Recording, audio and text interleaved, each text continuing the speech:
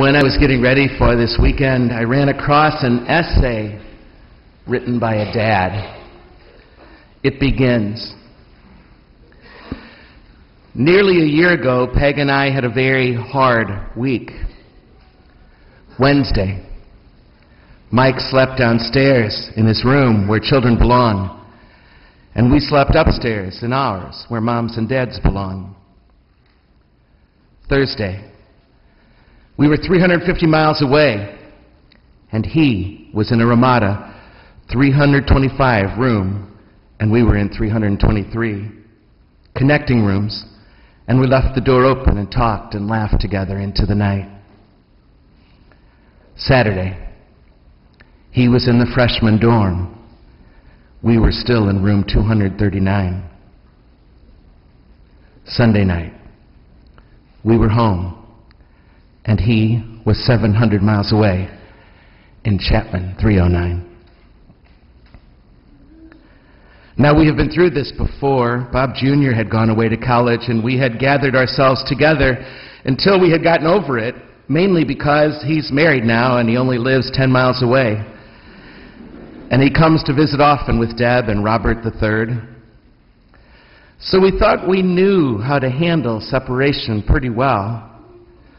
But we came away to lonely and blue. Oh, our hearts were filled with pride at a fine young man, and our minds were filled with memories, from tricycles to commencements. But deep down inside somewhere, we just ached with loneliness and pain. Somebody said, "You still have 3 at home. 3 fine kids, and there's still plenty of noise, plenty of ball games to go to, plenty of responsibility, plenty of laughter, plenty of everything, except Mike." And in parental math, 5 minus 1 just doesn't equal plenty.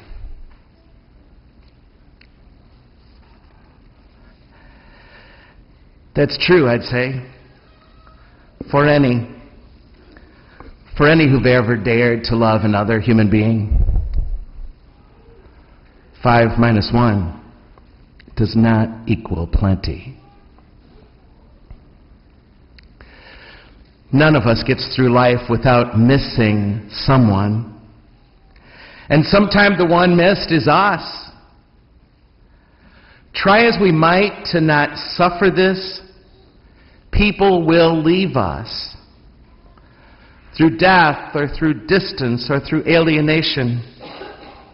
People will leave us, most often on the way to something else in life, their next step. In this morning's scripture, God, all that is true and good, God is calling us to a new kind of humility. And this weekend at the Catholic Student Center, in these few square miles around us here at Washington University, is really all about this one particular face of humility. It's the face of letting go. It's the face of saying goodbye. The face of a new missing that we only really glimpsed in his or her life before, just glimpsed. This is the face of humility that we all wear at some points and more. Humility is not about not taking credit or pretending I'm not something I am. Humility is rather about a yes to what is real and true, what is my life right now, a yes to this new chapter of our lives. As the song from Les Miserables described it so beautifully, this is about that empty chair at empty tables. It is our everyday poverty to miss someone we have loved. And this is a poverty within us. And no matter our wealth and material goods, no matter what kind of home we live in or what kind of car we drive, we're all poor this way. And when Jesus says in that gospel to invite the poor into your table, in this face of humility, what he's saying is, let this be a part of your life too. Welcome this poverty within you that is missing someone you have loved. Therefore, this missing is not to be avoided. It is not something we should distract ourselves from.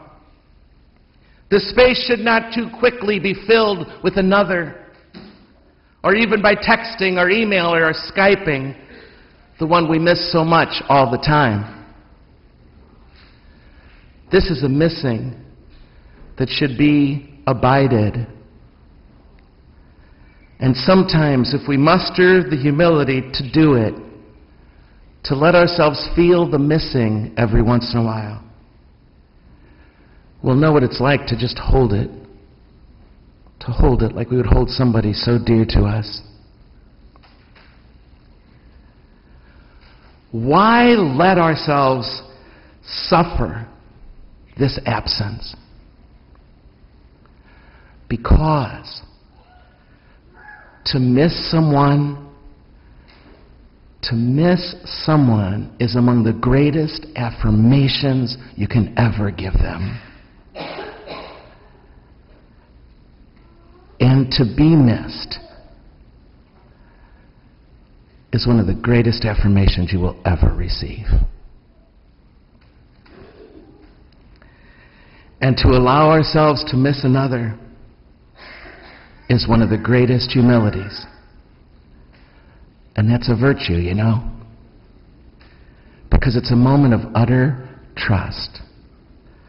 Trust in the power of love to breach this gap. Trust and surrender to hope that love can survive this absence. And so you see, that missing place is a terribly sacred place. And the holiest places in your homes might just be that empty chair where someone at some point sat and does not now. How we would like to hold on for dear life. Don't go. Do you have to go? Does it have to be now? But we know this is how the world works. This is what needs to happen for them to flourish, for all of us to flourish, for those left behind to flourish as well. A student said to me just the other day, Father Gary, you would love it if nobody ever left St. Louis. My response was, duh. Missing you is a visceral reminder that I am not God. If I were God, this wouldn't happen. I'd prefer it any other way. But missing you, you see, missing anybody for any of us is this visceral reminder that I am not God, that we are not God. And you know what? Given my personality and the strength of my character, that's a really good thing to remember. So this becomes my own everyday poverty as well. And I need to welcome it. I need to welcome it when it's my turn. But I got to tell you, this weekend it is you who inspire me.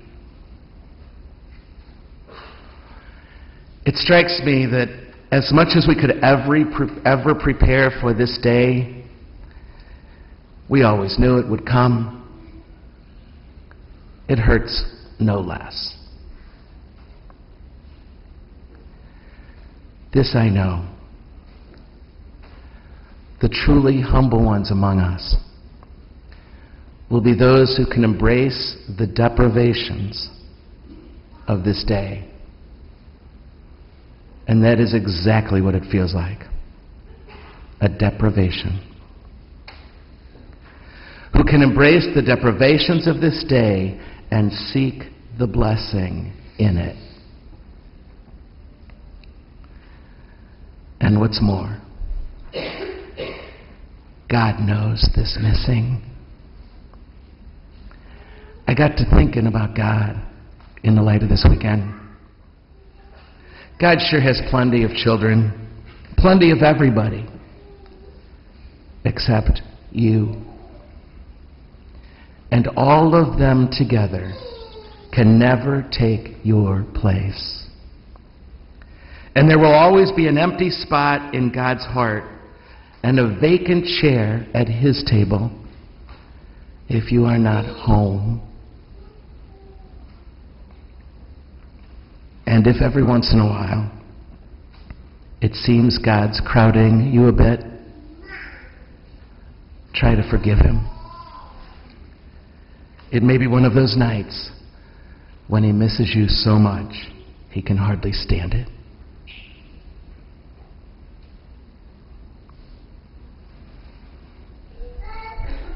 To any who have ever dared love, married partners, friends, parents,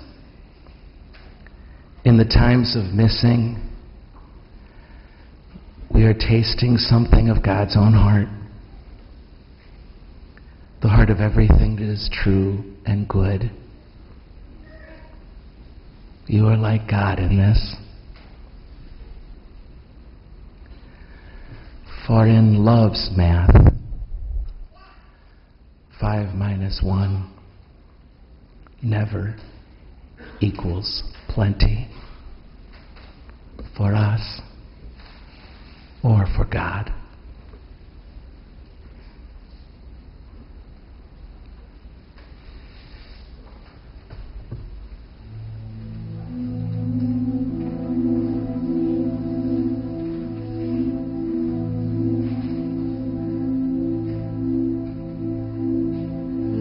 There's a grief that